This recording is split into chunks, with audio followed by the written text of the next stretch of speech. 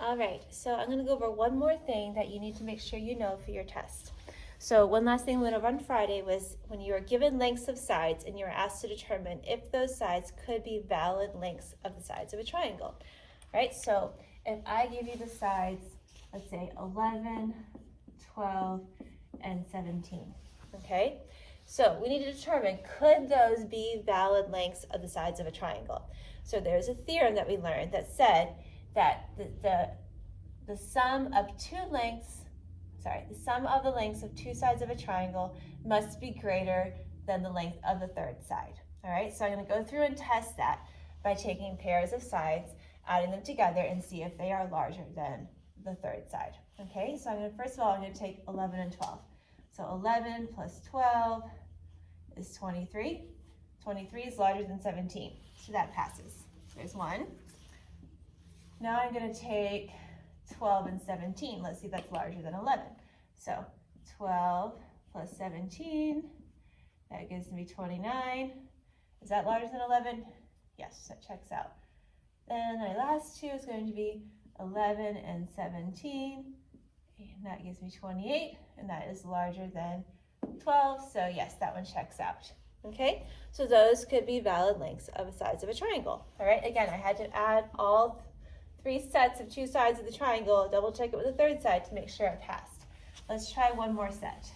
Let's just try 1, 2, and 3. Let's see if those could work. All right, so 1 plus 2 is 3. Oh, is 3 greater than 3? No, so right there it's failed. So I know that that one could not be, all right? Even if the other two sides pass, if I do 1 plus 3, I get 4, right?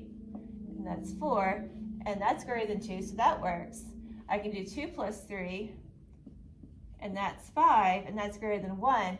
But because this pair, 1 and 2, does not add up to a number that's greater than the third side, the whole thing fails. It cannot be the sides of a triangle, all right? Also, if you get a number that's less than, of course, it's not going to work either, all right? All right, so make sure you understand that as well. All right, make sure for this test that you go back through and look over perpendicular bisectors, angle bisectors, medians, altitudes, mid-segments. Okay, there's lots of terms and definitions that you need to know. You need to know the characteristics of the points of concurrencies for those, okay, as far as where they're located, inside, outside, on the triangle, that kind of thing. You need to know where a perpendicular bisector, what a perpendicular bisector is. Exactly the definition. It's a line that is perpendicular through the midpoint of the side of a triangle, okay? Now remember, the perpendicular bisector does not necessarily go through the vertex, okay? It can go through the vertex of a triangle. It doesn't have to, okay? Remember, the vertex of a triangle are the points right here. So if I were to draw the perpendicular bisector of this side right here, notice it does not go through the vertex, all right? If I were to draw the perpendicular bisector of this side,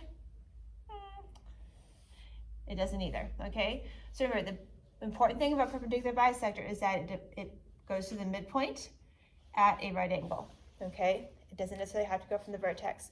So you need to know the characteristics of those lines when you draw them, okay?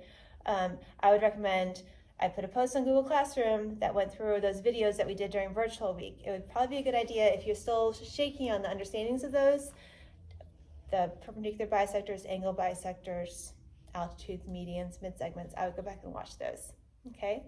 All right, email me if you have any questions. I hope these videos helped, and I will see you on Tuesday. Bye.